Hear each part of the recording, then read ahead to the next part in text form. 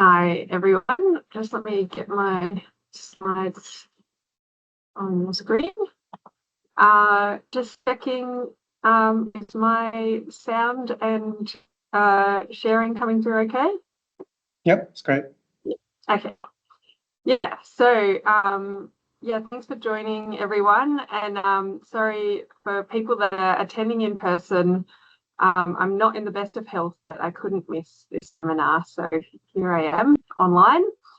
So this seminar is about what you need to do when you actually want to prove that two things are similar instead of different, and also a little bit about p-values and things like that. So yeah, I was motivated to give this seminar because of this pervasive misinterpretation that I often see, which is that when you see a p-value that's larger than 0.05, sometimes people conclude this means that there's no difference. For example, no difference between these two treatments, no effect of this particular variable. So these things are the same. But when you've done null hypothesis significance testing, that's designed to detect a difference. So you've got your null hypothesis, which is no difference, and your alternative is that the means are not equal or the proportions are not equal. And if you reject your null hypothesis, you have evidence that they might be different. But if you don't reject the null hypothesis, that does not mean that you have evidence that these two means or these two proportions are the same. So just want to talk about that a little bit more. Here's an example. This was a case control study published in the International Journal of Cardiology in 2013. And so the one of the questions, there's a lot in this paper, was whether these selective COX-2 inhibitors, which are a pain relief drug, increase the risk of atrial fibrillation, which is a bad thing. So their study design is very, very standard. They've got cases and controls of atrial fibrillation, and then they had people that were exposed or not exposed to the drug. And their p-value was 0.238. So in the conclusions, they concluded that the patients who were exposed to COX-2 inhibitors, they had a similar risk of new onset atrial fibrillation to non-exposed patients. So in a way, they were sort of saying like this drug is safe. And they did also include a bit of discussion about how their result was a little bit contrasting with another paper in the literature. So it was interesting because it was actually followed up by a letter to the editor by another set of authors, Schmidt et al. And so they did this little meta-analysis in their letter to the editor where they looked at Chow et al.'s risk ratio, the risk of atrial fibrillation, and then they compared it to the previous result in the literature. And you can see that both these two studies, they both had risk ratios of 1.2, and the thing that differed about them was the uncertainty. So Chow et al. Has that longer confidence interval where the risk ratio was crossing 1. And that's why they concluded that, so that sort of corresponded to that p-value of 0.2 and led them to say, oh, the two groups have the similar risk. But if you sort of pool these two studies, you see that they actually have like consistent results. And the Chow et al. Study it's still consistent with selective COX-2 being associated with the adverse outcome of atrial fibrillation. So their mistake was that they took a lack of evidence for the alternative as indicating evidence for the null hypothesis, which is something that you can't do.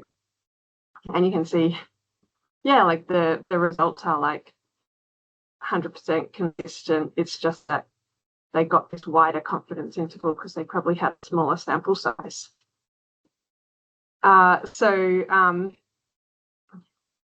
the confidence intervals, they show a range of plausible effects. And so this wide confidence interval, although it contains 0, so it could mean that there is no, if you only had this study, let's say we can't see Schmidt et al. Yeah, we can't conclude that they're different because no difference is consistent with our data, but also fairly large differences, like up to 1.4, a risk ratio of 1.4 is also consistent with this data. So so I'd say a risk ratio of 1.4 is a practically relevant effect for this kind of thing. Yeah, so to say that they're similar when you could still have actually a very large effect of the drug is a little bit misleading, or a lot misleading. And yeah, just to note, the line here on 1, a risk ratio of 1 means no difference because it's a ratio. So in general, as you increase your sample size, if you're studying the same thing on the same population, but you just increase your sample size, what you expect to see is that your confidence interval widths become narrower. And so this data is just data that I simulated where I estimated the mean difference between two groups. And I may have actually just estimated the uncertainty and fixed the means because they're very suspiciously constant along that line of 0.2. But yeah, the point is that as sample size increases, uncertainty decreases. And here, this dotted line is the line where there's no difference between the means, y equals 0. And you need a larger sample size to get a confidence interval which doesn't overlap 0, even though in all of the populations there was an effect. So if you know about power analyses, which hopefully some of you do, you'll know that you can do a power analysis before you start your study so that you should get enough data to get a small enough confidence interval that it won't overlap 0 if there really is an effect there in your population. So if you've done that, now maybe you'd like to conclude similarity from p bigger than 0.05. Yeah, and I feel like this is a reasonable question to ask, but the answer is no. Just having a power analysis and then getting a p-value of 0.05 is still not enough to sort of claim equivalence. So your power analysis is a good idea. It ensures that you have a high chance of detecting your target effect if that effect is there in the population. But after you've done your study, your high p-value, it still only means that you don't have strong evidence of a difference. And your confidence interval, it could still include practically important effects with high p-value. And so really the take-home message is that you've got to go back to your confidence interval. Okay, so what do we need to do if we want to conclude two things are equivalent? I'm going to go through an example. So this is a study that was published in Nature 2024. Hybrid working from home improves retention without damaging performance. I thought this was a nice one because it's something we can all understand no matter what field we've come from. So this study it looked at a lot of things, but one of the things it looked at was that the performance of hybrid workers and in-person workers was equivalent. It wanted to sort of make that claim. And these are pictures taken from the article. And this is, the actual office, the in-person work office and the hybrid work office. And so the study was from a company in China called Trip.com, and they amazingly conducted a randomized control trial. They randomized their employees by their birthdays into two groups, and one group had to work from home and come to the office twice a week, and the other group was in the office all the time. And went for a while, this study, and they looked at the performance review grades of the workers as a measure of performance. And so that was a grade out of 5. And so these are some of the results from the study. They had performance grade of 3.49 in the in-person group and 3.44 in the hybrid group, standard deviations. And I've just made these my plots. They're not from the article, but I did take the numbers out of the article. And so they've got the sample difference here between work from homers and in-person workers as 0.06. So what do we need to do to say that these performances are equivalent? The important thing that we need to add to a normal sort of hypothesis test is this margin of equivalence. So that's a difference that we're going to say is not practically important, or anything smaller than that margin is not practically important. So in the study, they defined delta, the margin of equivalence, to be 0.5. So they said if the difference between the performance grades of workers in the two groups is less than 0.05, then that's not practically important. So we're going to say that their performance is unaffected by where they work. So we're going to put those margins of equivalence onto our plot here. These are the red lines. So we want to know, is this sample difference, can we say that it's within this margin of equivalence, margins of equivalence? So what that means is that we want to ask whether we have evidence that the difference in this is less than 0.5 and bigger than 0.05. Sorry, bigger than minus 5. And so we're going to conduct 2 hypothesis tests to test that. Because this is just our sample difference. Remember, like, it's not our population difference. So we need to test whether that's going to hold it in the whole population. So we're going to conduct 1 hypothesis test that tests whether this sample with population difference is less than 0.5. That's test 1, and the other test is going to test whether that difference is bigger than minus 0.5. So that's test 2.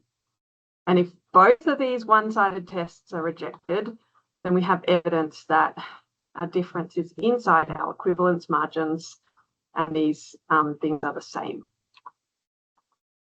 So the first test, and this is where this is where there's a little bit of maths on this slide, but it's just conceptual.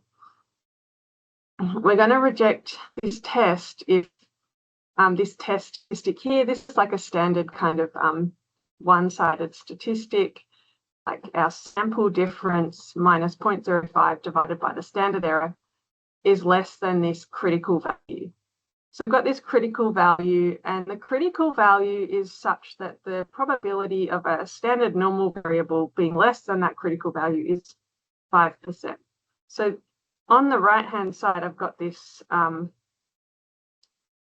this plot where you've got the standard normal variable and this critical value here. And any test statistic that's like less than C1 means we're going to reject our null hypothesis. So I put the critical value on the right-hand side. Sorry,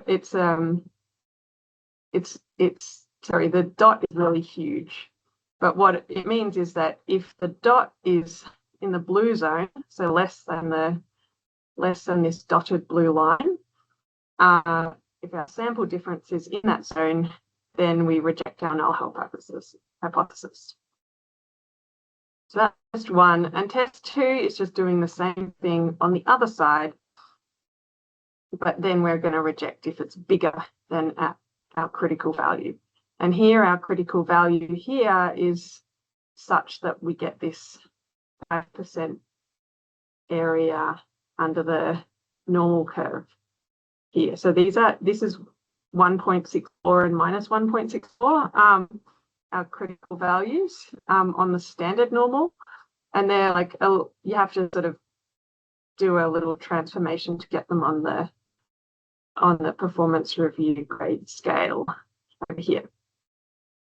So don't worry too much about the test per se, but if we look at those critical values again, you can see we've got one critical value that gives you 5% of the area being greater, and another critical value that gives you 5% of the area being lower than it. So the area in the middle of the standard normal curve is 90%.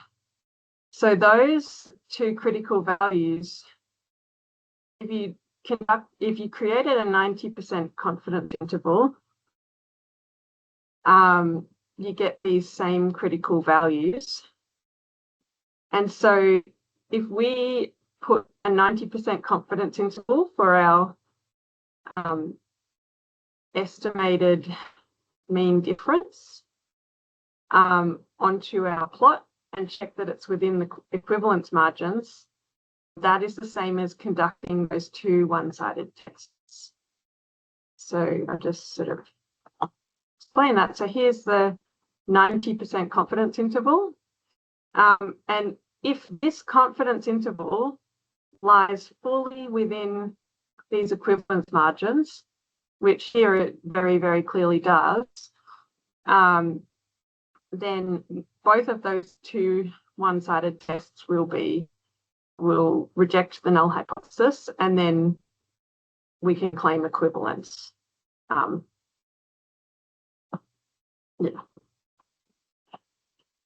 Hopefully you're all with me there.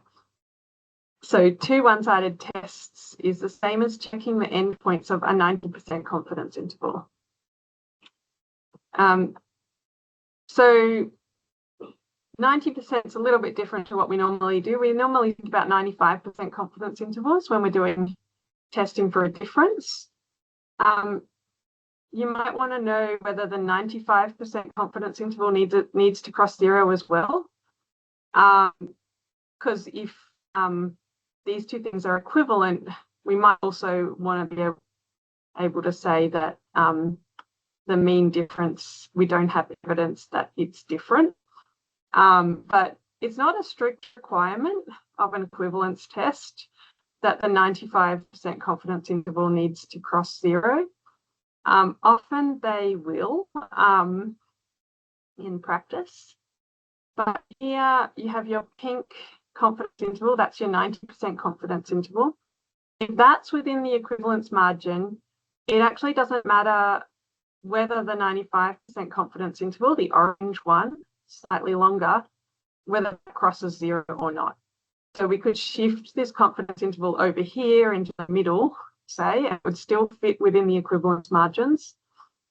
And then the performance review grades, there could be a small difference, but the difference would still not be practically important. And so we would be able to claim equivalence. That's a little bit hard to get your head around. So I have another example, which is, do overripe bananas produce smoothies of equivalent taste? So this is just a made up example. We consider the question of comparing the sweetness of smoothies made using these overripe bananas versus ripe bananas. So whether the smoothies are sweeter is one thing. The answer is going to be yes. Like we all know that these bananas, the brown ones, have more sugar in them.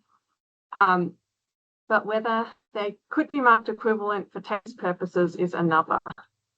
And so here's like an example confidence interval where the difference in sweetness, it is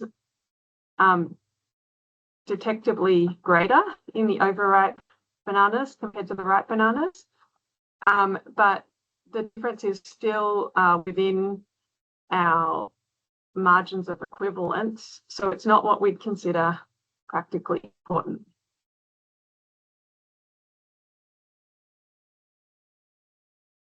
Okay, so here's a summary of what to do. You want to start by defining a margin of equivalence, so thinking about what difference is practically important. And then you want to calculate a 90% confidence interval for your comparison statistic. So your comparison statistic, it could be a mean difference, it could be a risk ratio, could be an odds ratio, but all of these things you need to follow sort of standard methodology for getting a confidence interval. Then you want to check that that confidence interval lies entirely within the equivalence bounds. And if it does, you can say you have evidence for equivalence. I guess claiming equivalence is a little bit strong for a scientist. And then I'd say you want to report these 90% confidence interval limits. And if you're reporting the p-values as well, you use the largest p-value of the two one-sided tests. So optionally, you may still want to check whether the 95% confidence interval contains 0.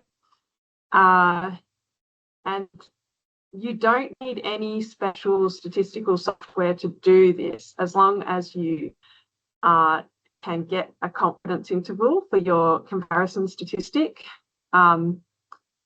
or conduct a one-sided test for your comparison statistic. You should be able to do this in all sort of standard statistical softwares. So in R, there's an automated procedure for it in the TOSTA package. I believe in SPSS, you just can follow, you sort of have to nut it out yourself. I don't think that there's an actual procedure, but I could be wrong about that. So if you can't, what if you can't show difference or equivalence? So you conducted a hypothesis test, you got a large p-value for whether there's a difference, but you also got large p-values when you conduct your two one-sided tests. So you also couldn't claim equivalence. You found no evidence that they were equivalent. So they're not different, but also not equivalent. That's annoying. This means your study's inconclusive. So it means that, that the sample size probably wasn't big enough So you've got wide confidence intervals. They exceeded your equivalence bounds. They also overlap zero. It's hard to say what's going on in the population from your sample. So that's just an important caveat, that if it's inconclusive, it doesn't mean you have evidence of no effect. And yeah, would highly recommend conducting a sample size calculation before your study to avoid this situation. Or you can get unlucky, but if you do have enough sample size, you minimize the chance of that happening. So I just wanted to sort of finish off by talking a little bit about this region of practical equivalence. So this is a Bayesian concept, but it aligns with equivalence testing. So the concept is just to think about your equivalence bound. So you define a region where your differences are not practically meaningful. And I find this region of practical equivalence a useful concept for interpretation and communicating uncertainty, and maybe for decision making. So I think you can use this concept even if you're working with frequentist confidence intervals. So let's say we've got this region of practical equivalence here, the grey region that's shaded. And then these are different possible outcomes of our study. So the red study outcomes, they're outside the region of practical equivalence. The pink ones are overlapping, and the blue ones are within the region of practical equivalence. So if I conducted this first study, my conclusion would be that the two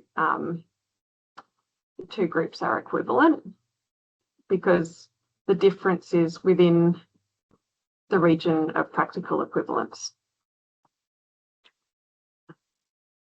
In the second study, I did find evidence of a difference, but it's so small that it doesn't matter. So they're equivalent. And this study is a common, it can come up that people will just report that there's evidence of a difference, but they don't think about the region of practical equivalence. And so you've got your p-value less than 0.05. Yay, we can publish that. But it's a difference that's so small that it doesn't matter. So if you haven't reported the confidence interval and the effect sizes, it may just not, the effect may not matter in practical terms, or it doesn't matter in practical terms because it's within your region of practical equivalence. So the third study, this is the one that's inconclusive. You've got your confidence interval here overlapping zero. So the treatments, or the two sort of measures in two groups, could be the same.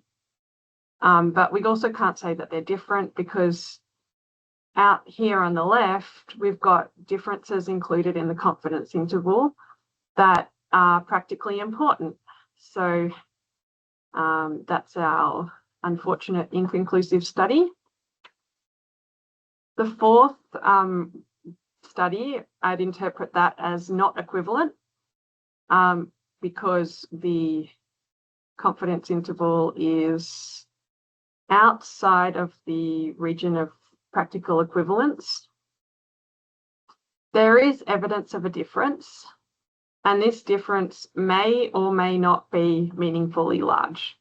And that's because here the confidence interval is mostly inside the region of practical equivalence, but some of it's outside. So it's a little bit inconclusive whether the difference is actually going to matter to people, but yeah, it could. it's not as bad as the previous pink study, but it's also still a bit inconclusive about how much, say, that treatment difference matters.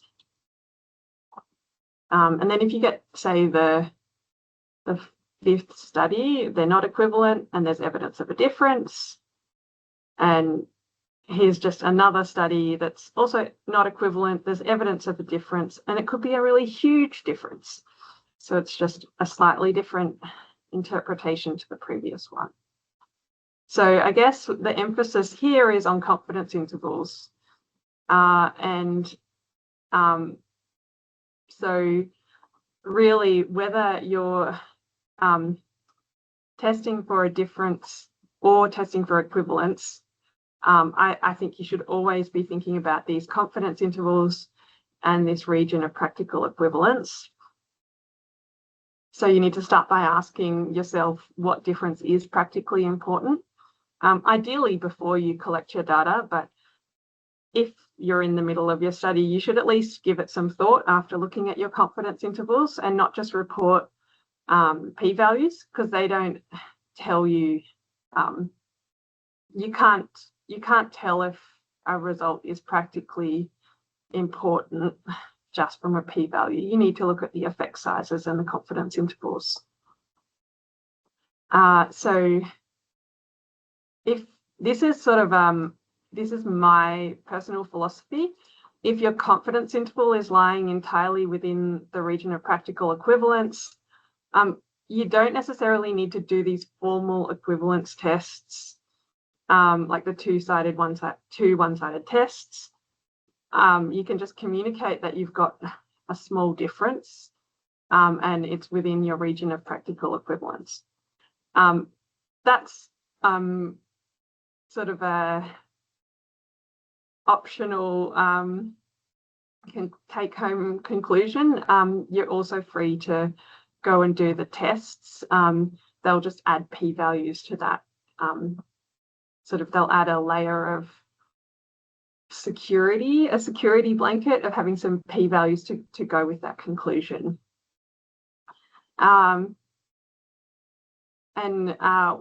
Yeah, when you're testing for a difference or an equivalence, do think about the minimum important effect size and do a power analysis and collect enough data. Because if we go back to this plot, you can see that even for equivalence testing, you can get these inconclusive results. So this result here, the fourth one, the second pink line, what we'd ideally like is a confidence interval that's narrower, and then we can be more sure that it's equivalent or not equivalent. Finally, work from home when it makes you feel good, because hybrid working reduced the quit rates by 1/3, especially amongst non-managers, women, and people with long commutes, and their performance was equivalent. And if you want a banana smoothie, it's easier when you're working from home, and don't worry about optimizing the ripeness of your bananas. So that's all I have for you today. Are there any questions? Yeah, thanks, Eve, for the great talk. Any questions from the room?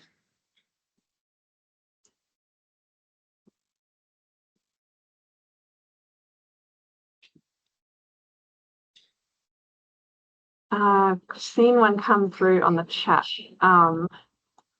Any caveats or suggestions when creating experiments for this kind of testing? Thanks, Shari. So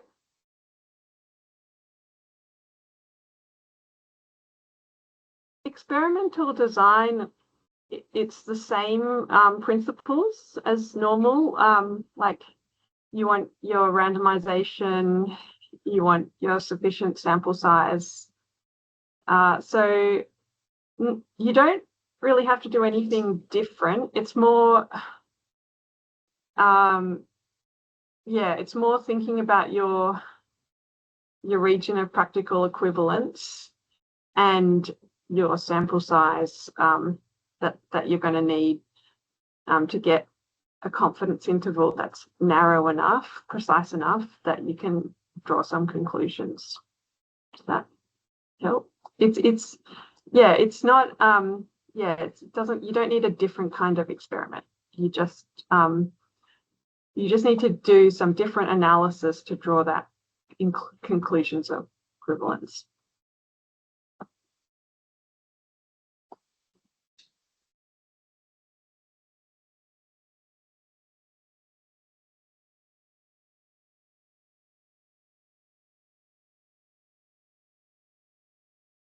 Elliot is asking a question.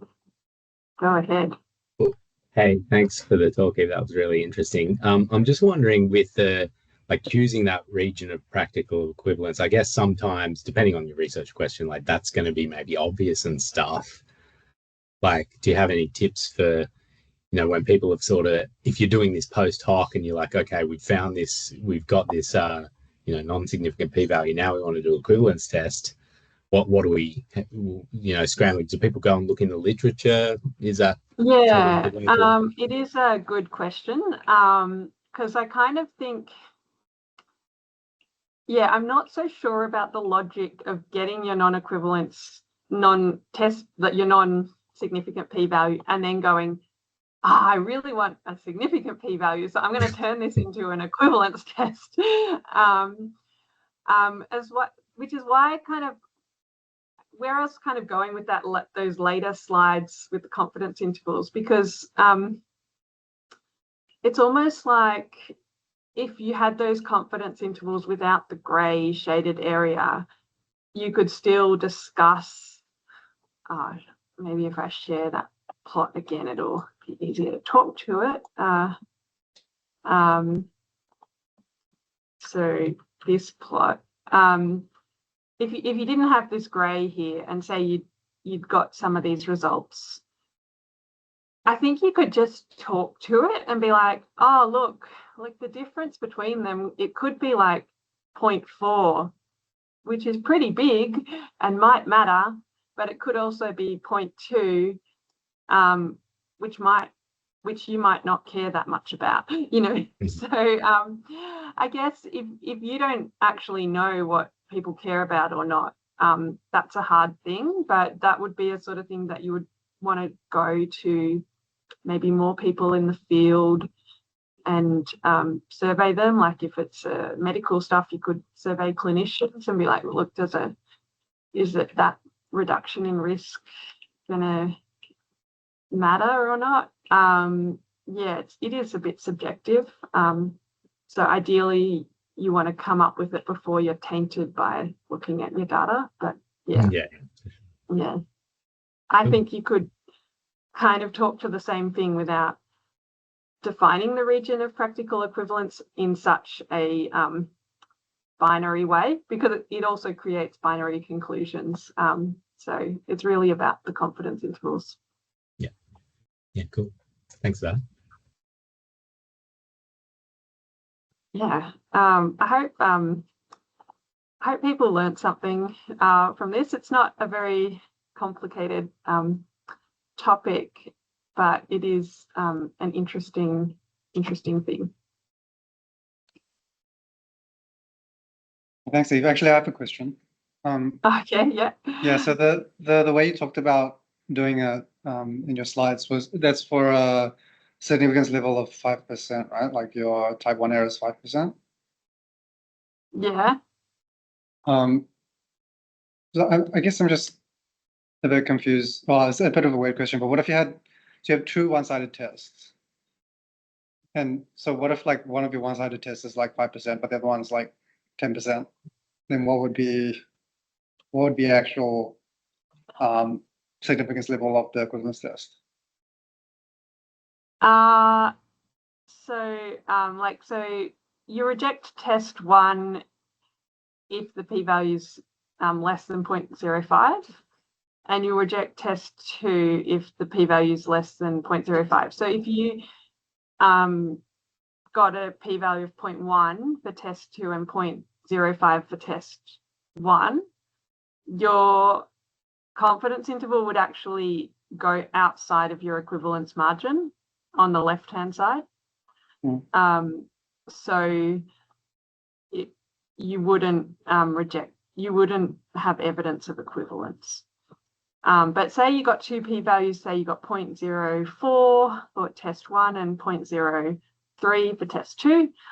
I think the one that you report is, the larger one. So the overall evidence for equivalence, we found evidence for equivalence, p equals 0.04. So you do report the larger p-value. Yeah, and if one of them is 0.1, then you fail to find evidence of equivalence, p equals 0.1. Does that make sense? Yeah, I think that makes sense. Yeah.